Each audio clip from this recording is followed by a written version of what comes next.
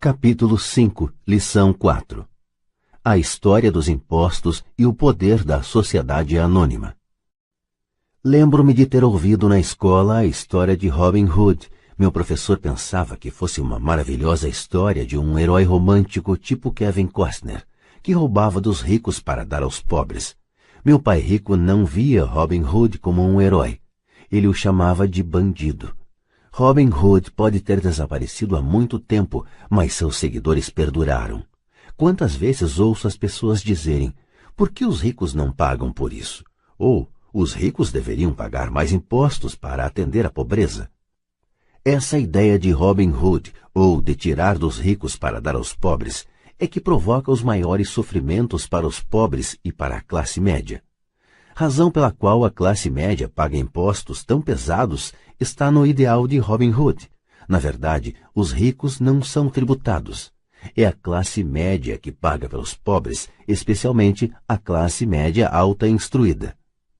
Novamente, para entender bem como tudo acontece, precisamos adotar uma perspectiva histórica. Precisamos conhecer a história dos impostos. Meu pai, muito instruído, era especialista em história da educação. Já meu pai rico se tornou um especialista na história dos impostos. Pai rico explicou a Mike e a mim que originalmente na Inglaterra e nos Estados Unidos não havia impostos. De vez em quando eram lançados impostos eventuais para financiar guerras. O rei ou o presidente anunciava o acontecido e convocava todos para rachar a despesa. Impostos foram lançados na Grã-Bretanha para financiar as lutas contra Napoleão de 1799 a 1816 e nos Estados Unidos para financiar a Guerra Civil entre 1861 e 1865. Em 1874, a Inglaterra instituiu um imposto de renda permanente para seus cidadãos. Em 1913, o imposto de renda se tornou permanente nos Estados Unidos, com a adoção da 16ª emenda à Constituição. Durante certo tempo, os americanos eram contrários aos impostos. Foi o excessivo imposto sobre o chá que levou ao famoso Tea Party no porto de Boston, um incidente que ajudou a desencadear a Guerra Revolucionária. Foram necessários cerca de 50 anos, tanto na Inglaterra quanto nos Estados Unidos, para se consolidar a ideia de um imposto de renda rotineiro. O que esses dados históricos não revelam é que, em ambos os casos, os impostos foram inicialmente lançados sobre os ricos. Era isso o que o pai rico queria que Mike e eu entendêssemos. Ele explicou que a ideia de impostos se tornou popular e foi aceita pela maioria, divulgando-se aos pobres e à classe média que os impostos estavam sendo criados para punir os ricos. Foi assim que as massas votaram a favor da lei e ela se tornou constitucionalmente legal. Embora fosse imaginada para punir os ricos, na realidade acabou punindo aquelas pessoas que votaram a seu favor, isto é, os pobres e a classe média. Quando o governo sentiu o gosto do dinheiro, seu apetite aumentou, disse pai rico. Seu pai e eu somos exatamente os opostos. Ele é um burocrata do governo, eu sou um capitalista. Quanto mais ele gasta e quanto mais gente ele contrata, maior será sua organização. No governo, quanto maior sua organização, mais ele será respeitado. Por outro lado, dentro de minha organização, quanto menos gente eu contratar, quanto menos eu gastar, mais respeito obterei de meus investidores. É por isso que não gosto de gente do governo. Eles têm objetivos diferentes daqueles da maioria dos homens de negócios. À medida que o governo cresce, mais e mais dólares saídos dos impostos serão necessários para sustentá-lo. Meu pai instruído acreditava sinceramente que o governo deveria ajudar as pessoas.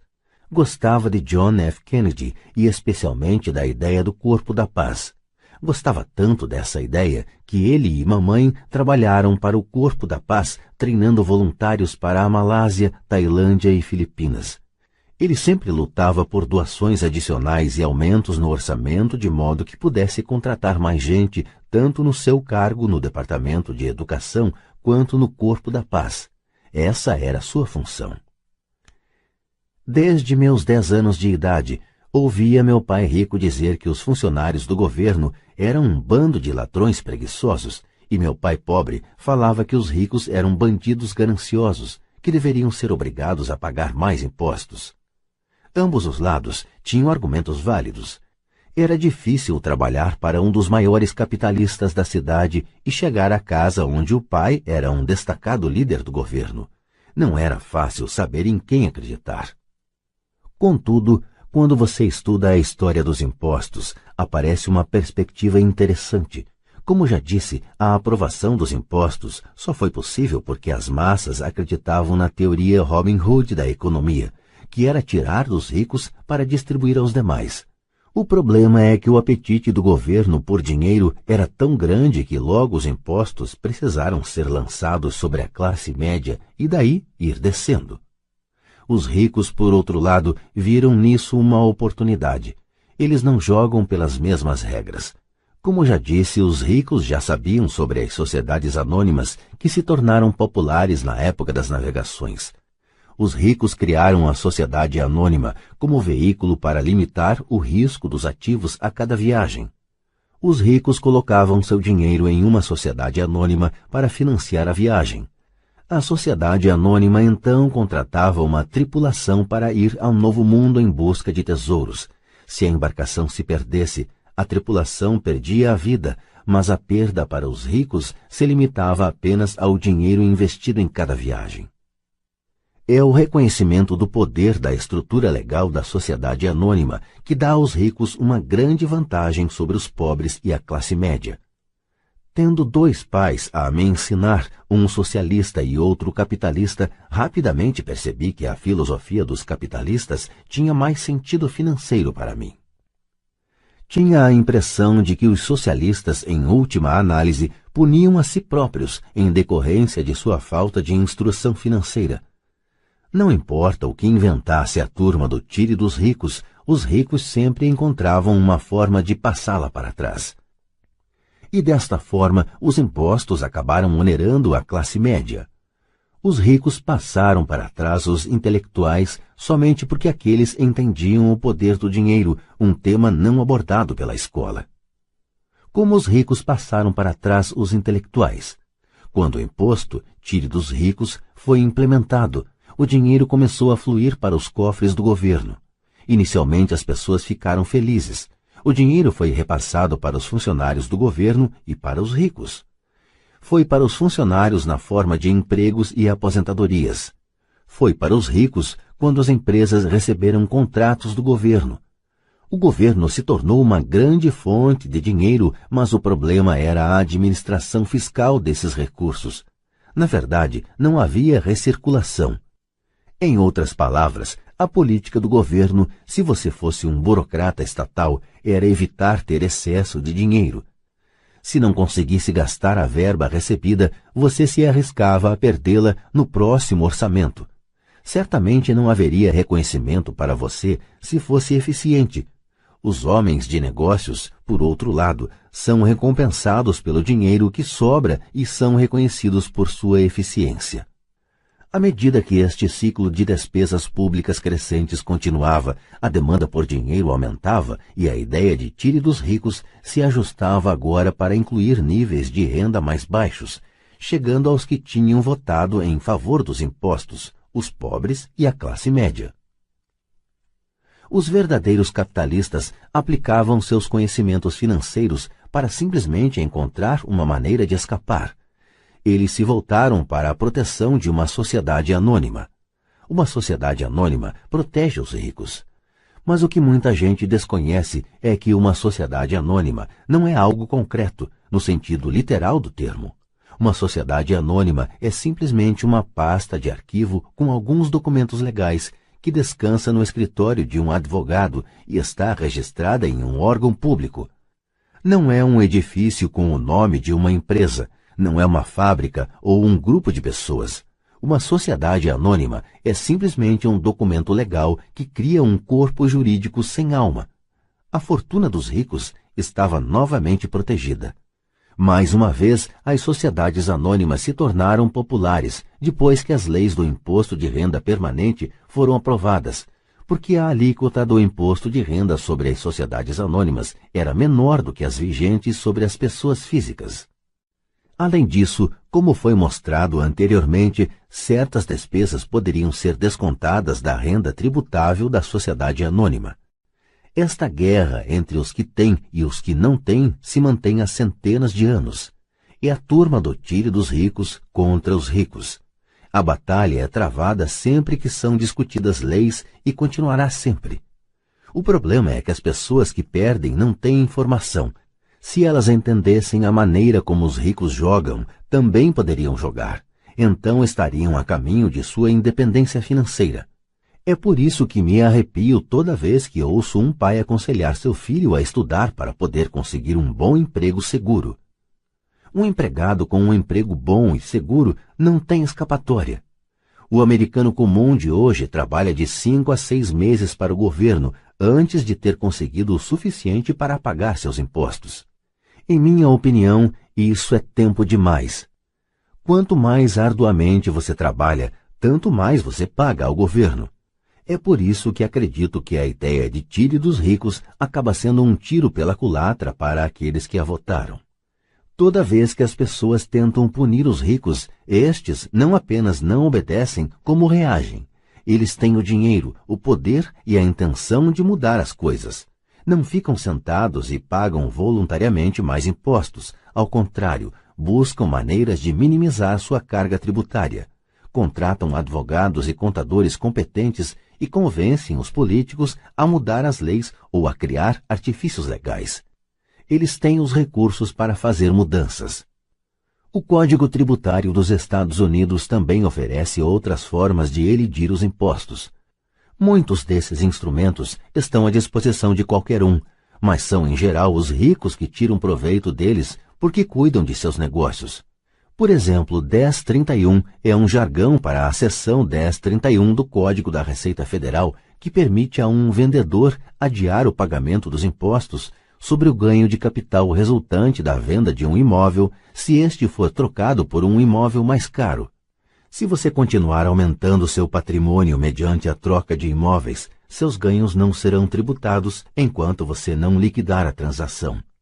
As pessoas que não se beneficiam desta poupança de impostos permitida legalmente estão perdendo uma grande oportunidade de aumentar sua coluna de ativos. Os pobres e a classe média não têm os mesmos recursos. Eles ficam sentados e deixam que o governo espete em seus braços as agulhas para a doação de sangue. Atualmente fico chocado com o número de pessoas que pagam mais impostos ou aplicam menos deduções simplesmente porque têm medo do governo. E sei como um agente tributário do governo pode ser apavorante e intimidante. Tenho amigos cujos negócios foram fechados e destruídos, para só depois descobrirem que se tratava de um erro do governo. Eu percebi isso. Mas o preço de trabalhar de janeiro a meados de maio é um preço muito alto para essa intimidação. Meu pai pobre nunca se rebelou, nem meu pai rico. Este foi apenas mais esperto e usou as sociedades anônimas, o maior segredo dos ricos. Você lembrará a primeira lição que aprendi com o meu pai rico. Eu era um garoto de 9 anos que teve que sentar e esperar até que ele resolvesse falar comigo. Frequentemente sentei em seu escritório esperando que ele me atendesse. Ele me ignorava propositalmente. Queria que eu reconhecesse seu poder e desejasse ter um dia esse mesmo poder. Durante todos os anos que estudei e trabalhei com ele, sempre me lembrou que conhecimento é poder. E com o dinheiro vem mais poder, o que exige o conhecimento certo para mantê-lo e fazê-lo se multiplicar. Sem esse conhecimento, o mundo arrasta você. Pai Rico sempre recordava a mim e a Mike que o maior tirano não era o patrão ou o supervisor, mas o homem dos impostos. Se você deixar, o homem dos impostos sempre tirará mais de você. A primeira lição relativa a fazer o dinheiro trabalhar para mim, em vez de trabalhar pelo dinheiro, tem, na verdade, tudo a ver com poder. Se você trabalha pelo dinheiro, está cedendo o poder a seu empregador. Se seu dinheiro trabalha para você, você mantém e controla o poder. No momento em que adquirimos esse conhecimento do poder do dinheiro trabalhando para nós, Pai Rico quis que nos tornássemos financeiramente espertos e não deixássemos os tiranos nos intimidarem. Você precisa conhecer as leis, a forma como funciona o sistema. Se for ignorante, é fácil ser intimidado. Se você sabe do que está falando, tem uma chance de vencer. É por isso que ele pagava tanto a advogados e contadores especialistas em tributação. Era menos dispendioso pagar-lhes do que pagar ao governo.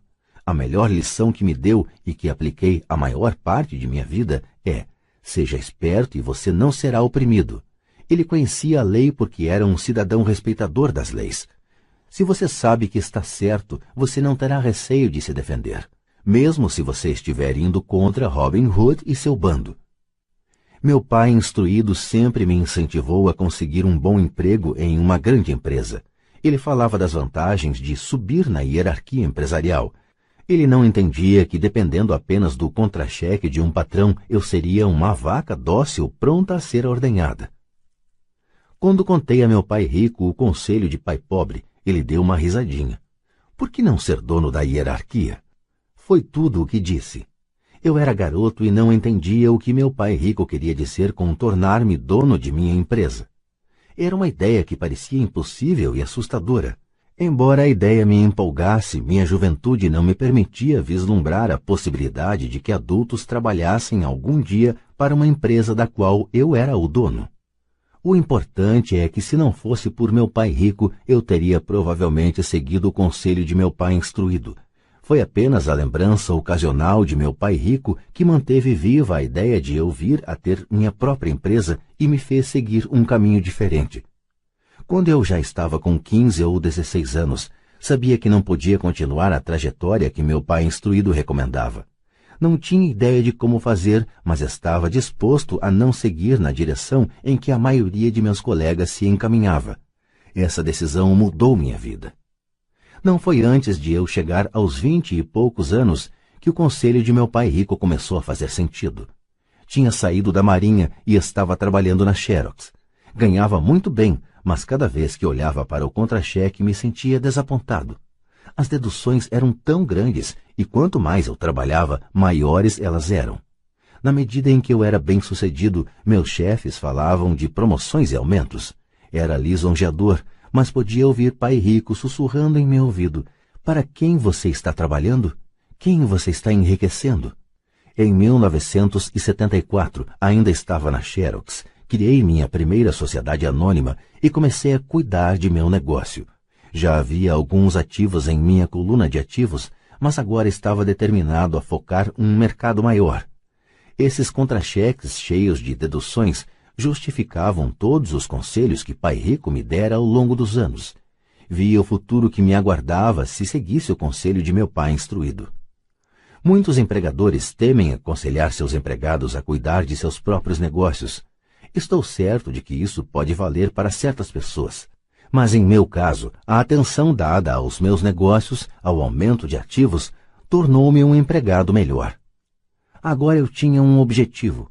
Chegava cedo e trabalhava diligentemente, juntando todo o dinheiro possível para poder começar a adquirir imóveis.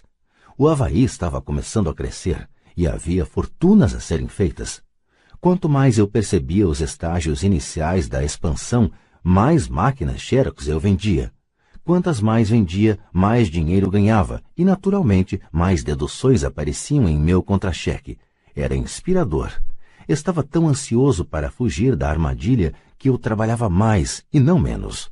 Por volta de 1978, costumava ocupar um dos primeiros 5 lugares entre os vendedores, às vezes o primeiro. Estava louco para sair da corrida dos ratos.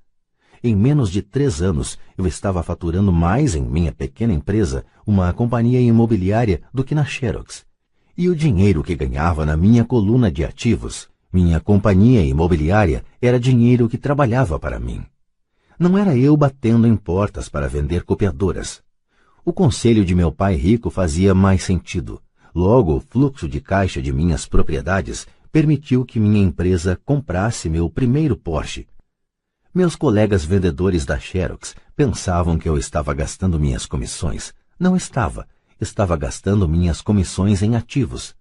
Meu dinheiro estava trabalhando arduamente para ganhar mais dinheiro. Cada dólar de minha coluna de ativos era um grande empregado dando duro para fazer mais empregados e comprando para o chefe um novo Porsche, a ser deduzido da renda tributável. Comecei a trabalhar mais para a Xerox. O plano estava funcionando e meu Porsche era a prova. Ao aplicar as lições de meu pai rico, eu, tão jovem, podia sair da proverbial corrida dos ratos, de ser empregado. E isso foi possível dados os sólidos conhecimentos financeiros adquiridos com estas lições. Sem esses conhecimentos que chamo de QI financeiro, meu caminho para a independência financeira teria sido muito mais difícil. Agora divido com outros, por meio de seminários, tudo o que aprendi. Sempre que faço minhas palestras, lembro aos ouvintes que o QI financeiro se compõe de 4 grandes áreas. Contabilidade. É o que chamo de alfabetização financeira, uma habilidade vital se você quer construir um império. Quanto mais dinheiro estiver sob sua responsabilidade, mais acuidade é exigida ou a casa desmorona. É o lado esquerdo do cérebro, ou os detalhes. A alfabetização financeira é a capacidade de ler e entender demonstrações financeiras. Isso lhe permite identificar os pontos fortes e fracos de qualquer negócio. Investimento. O que eu chamo de ciência do dinheiro que faz dinheiro, isso envolve estratégias e fórmulas. É o lado direito do cérebro, ou o lado criativo. Entendimento dos mercados. A ciência da oferta e da demanda. Há necessidade de conhecer os aspectos técnicos do mercado, o que está relacionado à emoção. O boneco Tycho Me Elmo, no Natal de 1996, é um caso de mercado técnico ou conduzido pelas emoções. O outro fator de mercado é o dos fundamentos ou do sentido econômico de um investimento. O investimento faz sentido ou não de acordo com as condições correntes do mercado. Muitas pessoas pensam que os conceitos de investimento e a compreensão do mercado são muito complexos para as crianças. Elas não conseguem ver que as crianças conhecem esses assuntos intuitivamente.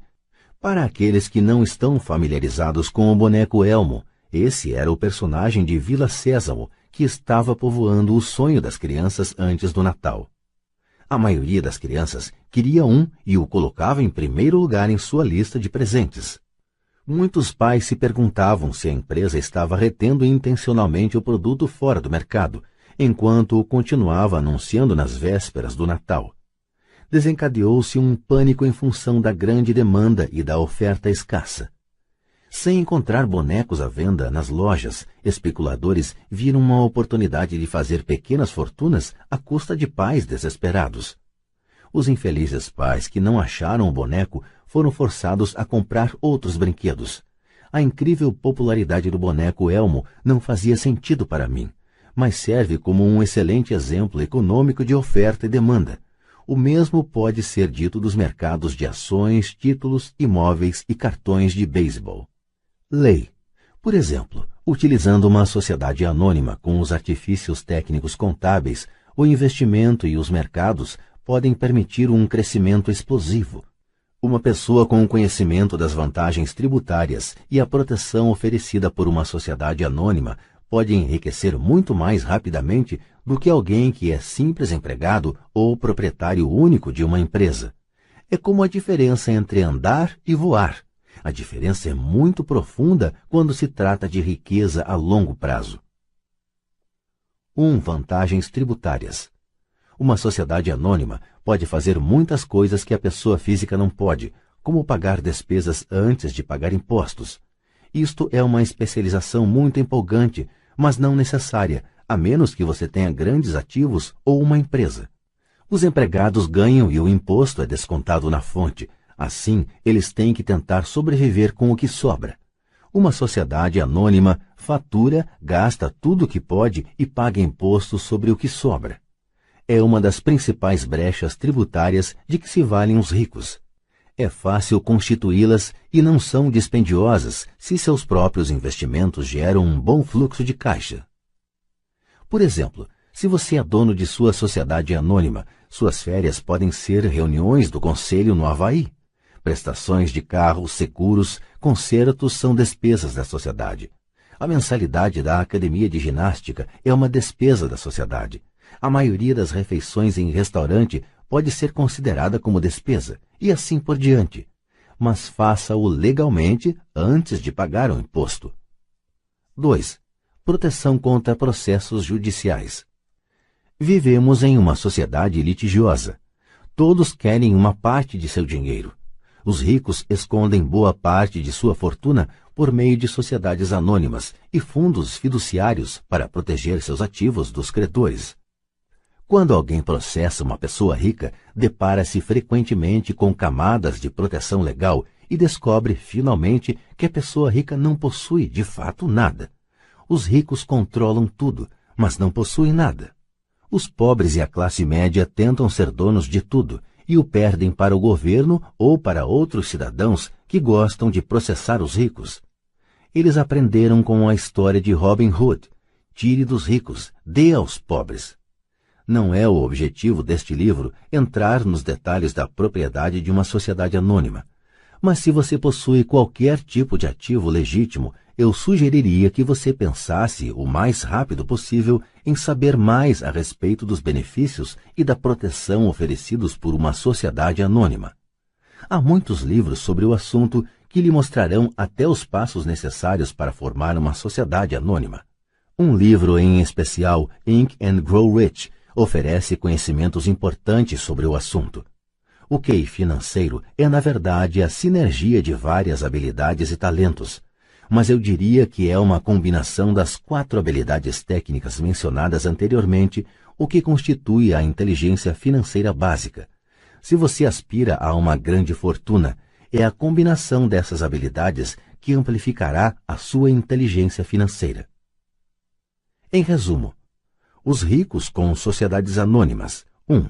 Ganham. 2. Gastam. 3. Pagam impostos. As pessoas que trabalham para empresas: 1. Ganham. 2. Pagam impostos. 3. Gastam. Como parte de sua estratégia financeira geral, recomendamos firmemente que você agrupe seus ativos sob o manto de uma sociedade anônima.